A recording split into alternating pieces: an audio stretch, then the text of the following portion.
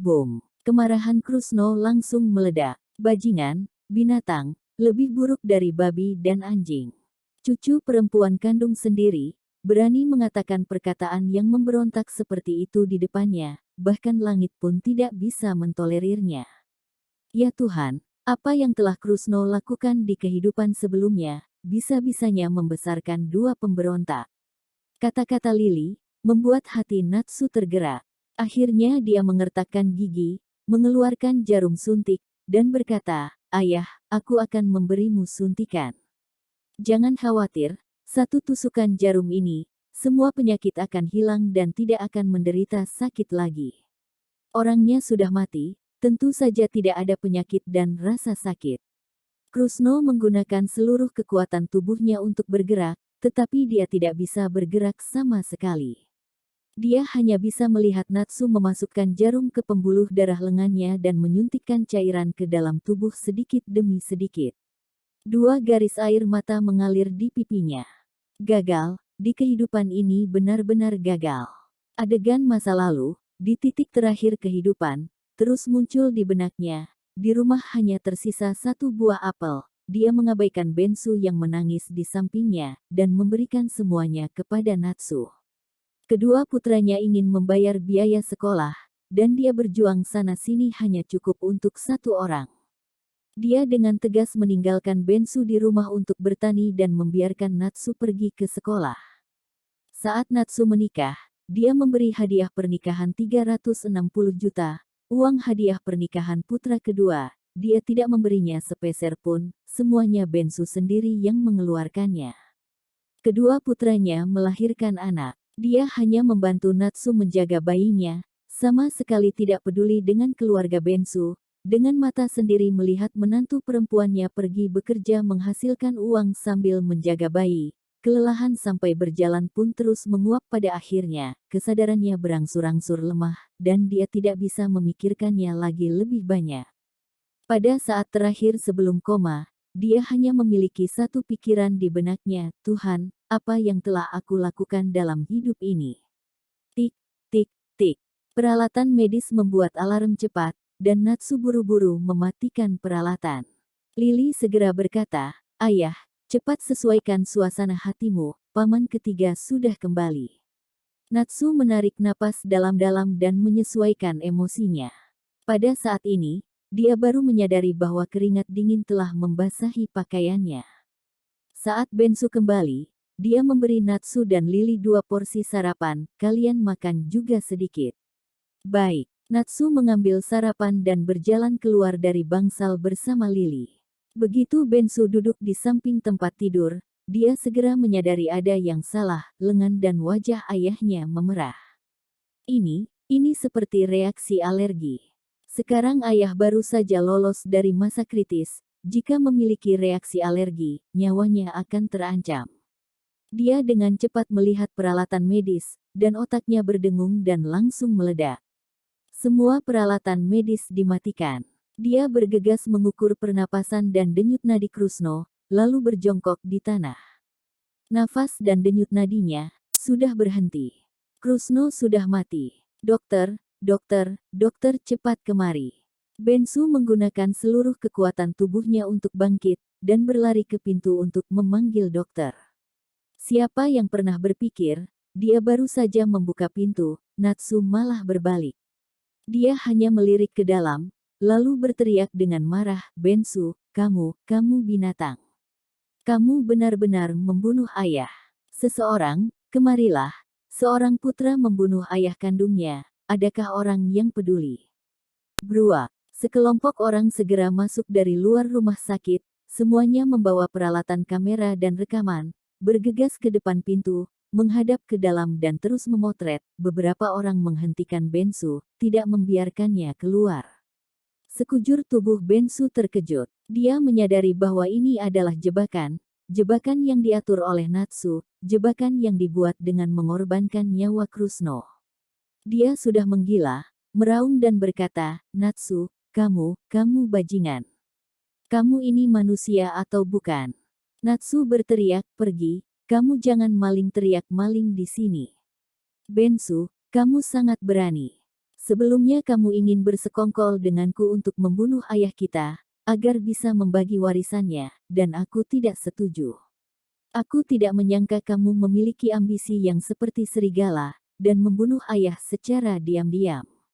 Ayah, jangan khawatir, hari ini aku akan membalas dendam untukmu dan dengan tanganku sendiri membantai binatang ini. Lily seketika langsung melemparkan dirinya ke ranjang rumah sakit, menangis dengan sedih, kakek, kamu meninggal dengan sangat menyedihkan, W000W000. Paman ketiga, kamu bukan manusia, di matamu, apakah uang begitu penting? Ini ayahmu, kenapa kamu begitu tega? Kebisingan di sini juga menarik sekelompok besar dokter, pasien dan kerabat datang melihat. Setelah mengklarifikasi seluk-beluk masalah ini, situasi tiba-tiba semakin heboh. Ya Tuhan, skandal yang mengerikan. Seorang putra membunuh ayahnya sendiri karena warisan. Orang seperti ini harusnya dihukum dengan kejam dan hidup sendirian. Lapor ke polisi. Harus lapor polisi untuk menanganinya. Sial, orang seperti ini tidak layak menjadi manusia. Rekan wartawan, berita ini harus dilaporkan dan tersebar keluar. Orang seperti ini pantas mendapatkan kutukan dari orang-orang di seluruh negeri. Wajah Bensu memerah karena cemas, kemudian buru-buru membela diri, aku dianiaya, aku dianiaya.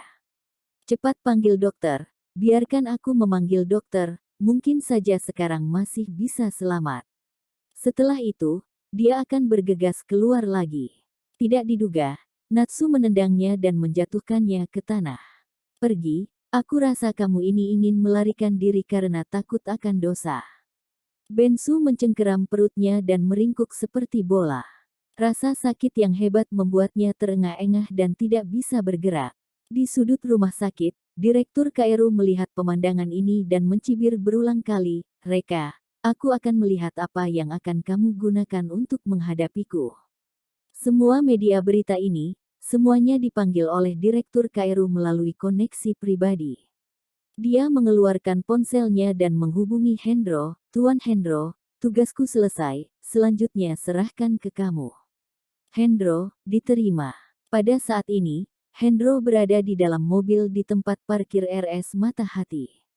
Di sampingnya, duduk seorang pria paruh baya berperut besar. Orang ini adalah penyelamat yang diundang kemari oleh Hendro, Direktur Departemen Kesehatan Kota Geffen. Gandhi. Hendro meletakkan ponselnya, mengeluarkan sebatang rokok dan menyerahkannya kepada Gandhi. Tuan Gandhi, apakah rumah sakit ini tutup atau tidak di masa depan, itu tergantung padamu. Gandhi mengambil rokoknya, menyalakannya, dan menarik napas dalam-dalam. Hendro, kita berdua sudah berteman selama beberapa tahun, apakah kamu masih tidak tahu dengan kemampuanku? Hanya menutup sebuah rumah sakit, ini masalah kecil. Hendro tertawa terbahak-bahak, haha, bagus, semoga kamu berhasil.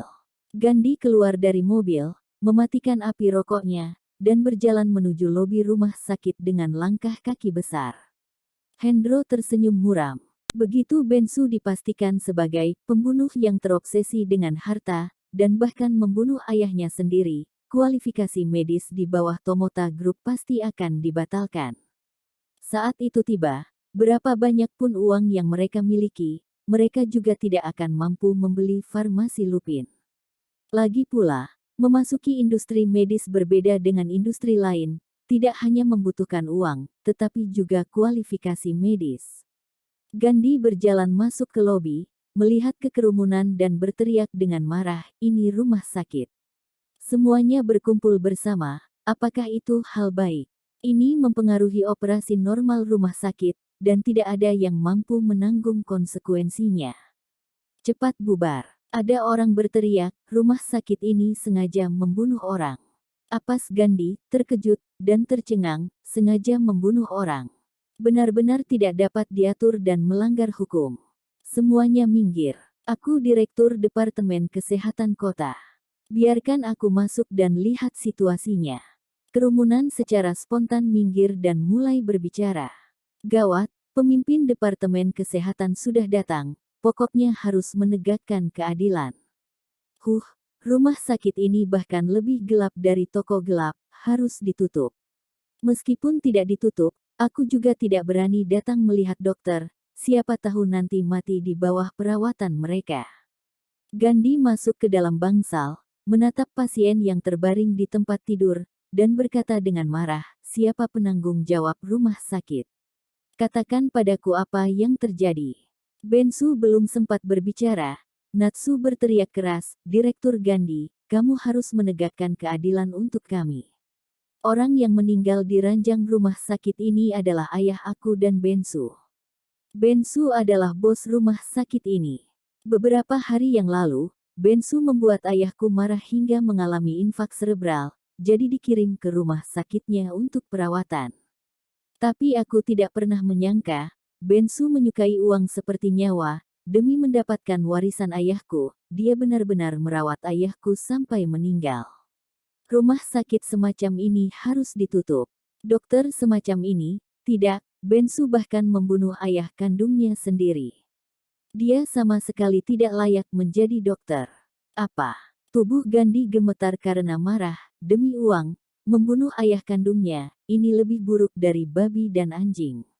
Bensu menahan rasa sakit dan menjelaskannya, aku difitnah, Direktur Gandhi, aku difitnah. Natsu yang membunuh ayah, dia maling, teriak maling. Oh iya, Direktur Gandhi, cepat panggilkan dokter, mungkin ayahku bisa selamat. Gandhi buru-buru berjalan ke sisi Krusno, merasakan denyut nadinya dan mendeteksi napasnya. Setelah beberapa saat, Gandhi memarahi, "Huff, kamu jangan berpura-pura berbakti, dia sudah tidak bernapas dan jantungnya tidak berdetak lagi, apalagi yang bisa diselamatkan. Cepat, carikan dokter dari dokter laboratorium, lakukan tes darah dan cari tahu penyebab kematiannya." Dokter laboratorium yang sudah menyaksikan kemeriahan ini di luar pintu, mendengar teriakan Gandhi, segera masuk, "Halo Direktur Gandhi, kami adalah dokter laboratorium RS Mata Hati. Kami akan segera mengambil darah orang yang meninggal ini." Pi Gandhi mengangguk, "Urn, kalian sebaiknya melakukan tes dengan adil dan tidak mementingkan diri sendiri. Jika aku mengetahui bahwa kalian melakukan trik pada hasil tes untuk melindungi atasanmu, maka kalian tidak akan termaafkan." Dokter laboratorium berkata dengan tulus dan ketakutan, "Kami tidak berani. Meskipun kami dipukul mati, kami juga tidak akan melanggar aturan. Tuan Gandhi, jika kamu tidak bisa mempercayai kami, kamu bisa mengawasi kami secara pribadi." Gandhi mengangguk, "Baik, kalau begitu aku akan mengawasi kalian." Orang-orang di laboratorium segera mengambil darah Krusno. Dan Bensu sangat putus asa. Dia benar-benar curiga bahwa Gandhi dan Natsu adalah sekutu. Gandhi benar-benar terlalu memihak Natsu. Dalam keputusasaan, dia teringat dengan Reka. Mungkin Reka bisa menyelamatkanku.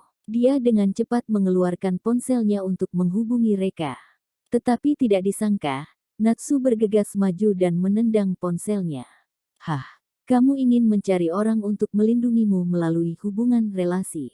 Aku peringatkan kamu, hari ini bahkan Dewa Langit pun tidak bisa melindungimu, tunggu saja tinjauan pengadilan."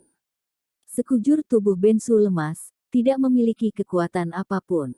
Dia tampak tak berdaya, hanya bisa berteriak berulang-ulang, "Fitnah, aku difitnah, aku difitnah." Suara diskusi orang-orang secara bertahap menjadi jauh lebih tenang. Melihat ekspresi Bensu yang teraniaya, sepertinya tidak sedang berpura-pura. Mungkinkah kita benar-benar telah salah menilainya? Lupakan saja, lebih baik kita tunggu hasil tesnya keluar. Untuk membuat hasil tes yang adil, Gandhi secara khusus mencari dua wartawan media untuk mengambil foto. Tak lama kemudian, Gandhi kembali, memegang lembar laporan tes di tangannya. Dia dengan marah melempar lembar tes ke arah Bensu lagi. "Bensu, hasil tes menunjukkan bahwa ayahmu meninggal karena alergi obat amoksisilin, apalagi yang bisa kamu katakan sekarang?" Bensu tercengang, "Alergi obat amoksisilin? Mana mungkin. Ayahku menderita infak serebral, jadi tidak membutuhkan amoksisilin sama sekali." Dia tiba-tiba teringat sesuatu, mengambil lembar infus di samping tempat tidur dan menunjukkannya kepada Gandhi. "Direktur Gandhi, kamu lihat, tidak ada amoksisilin dalam resep infus ini. Setelah membacanya, Gandhi mengerutkan kening, benar-benar tidak ada. Natsu berkata, tidak ada di resep. Mungkin saja kamu secara pribadi memberi suntikan amoksisilin kepada ayah. Oh iya, Direktur Gandhi, aku ingat, saat aku datang barusan, aku melihat dia dengan panik memasukkan sesuatu di sakunya. Bensu, apa kamu berani membiarkan kami memeriksa sakumu? Bensu berkata, orang yang tidak berbuat jahat, tidak akan takut, jadi mengapa tidak berani? Setelah itu, Bensu merogoh sakunya untuk membuktikan bahwa dia tidak bersalah.